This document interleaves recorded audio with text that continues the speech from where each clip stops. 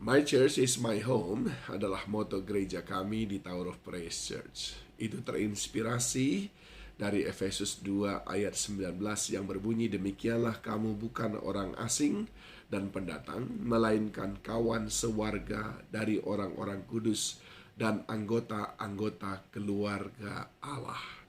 Dalam sebuah gereja, kita menjadi anggota daripada keluarga Allah, ibarat sebuah keluarga, sebuah rumah di dalamnya ada anggota-anggota keluarga. Dan apa sebetulnya yang membuat kita menjadi anggota keluarga Allah? Apakah kita sendiri yang menyematkan status sebagai anggota keluarga Allah? Ternyata Rasul Paulus memberikan panduan kepada kita untuk memahami siapa sebetulnya anggota keluarga Allah itu. Kalau kita cermati dari ayat bacaan ini, maka jelas di ayat yang ke-20 dikatakan yang dibangun di atas dasar para rasul dan para nabi dengan Kristus Yesus sebagai batu penjuru.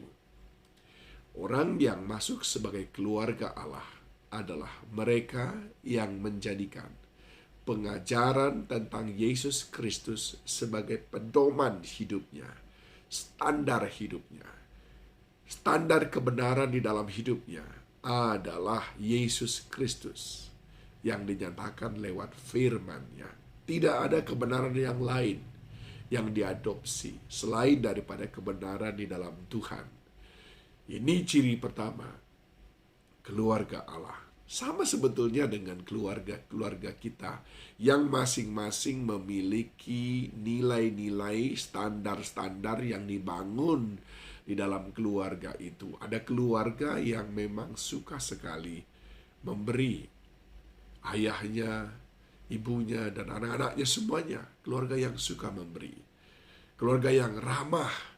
Tapi ada juga keluarga yang nggak suka bersosialisasi, bertetangga pun kurang baik, dan seterusnya.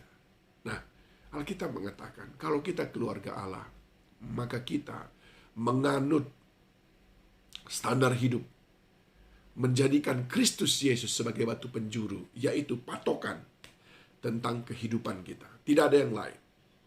Kalau Yesus katakan tidak, tidak. Kalau Yesus katakan iya, iya. Kalau Yesus katakan itu hitam, kita katakan itu hitam. Kalau Yesus katakan itu putih, kita katakan putih. Kalau Yesus katakan itu berdosa, dan kita mengatakan yes, itu berdosa.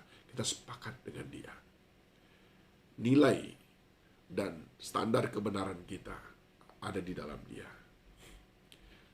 Yang kedua, siapa yang disebut dengan keluarga Allah?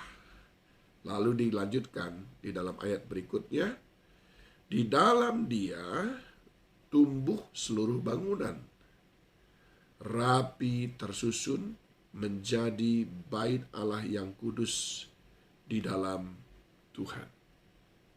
Yang kedua dikatakan, yang menjadi keluarga Allah itu adalah cirinya orang-orang yang mau tumbuh, orang yang terus berkembang, namun tersusun rapi. Berkembang dan rapi tersusun. Keluarga Allah itu keluarga yang terus bertumbuh. Dia bertumbuh dalam pengenalan, dia bertumbuh di dalam berkat-berkat, dia bertumbuh dalam kesehatan, dia bertumbuh di dalam kemenangan demi kemenangan yang dia miliki, dia bertumbuh dalam pengajaran-pengajaran, namun tetap hidup rapi. Tidak ada iri hati di sana, tidak ada perpecahan, tidak ada kedengkian. Itu semuanya jauh dari keluarga Allah. Keluarga Allah adalah keluarga yang kelihatan terus progresif, namun pada saat yang sama terus adem, rendah hati, terus saling menolong satu dengan yang lain, sehingga tidak ada konflik, tidak ada perpecahan, semuanya tersusun rapi. Keluarga Allah nggak suka ribut-ribut. Ya. Dan yang ketiga, saudaraku, Ayat 22, di dalam Dia kamu juga turut dibangun menjadi tempat kediaman Allah di dalam roh.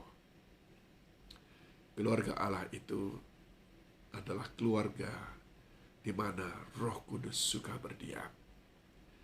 Yaitu kita yang menjadikan hidup kita hidup yang berkenan bagi Dia. Sehingga kita disebut juga sebagai kediaman Allah. Keluarga Allah itu adalah tempat Allah tinggal. Perkataan kita, perbuatan kita, semuanya ada di dalam kontrol Allah.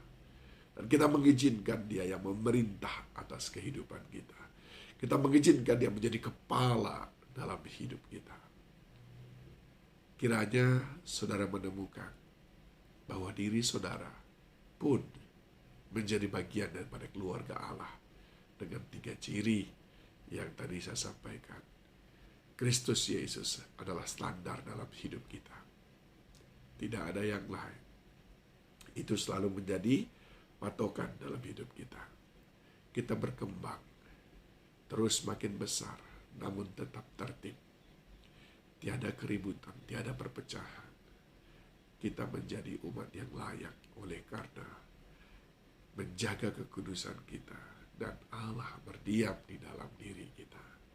Kita menjadi rumah kediamannya. Dia menjadi kepala. Dia yang berdaulat atas hidup kita.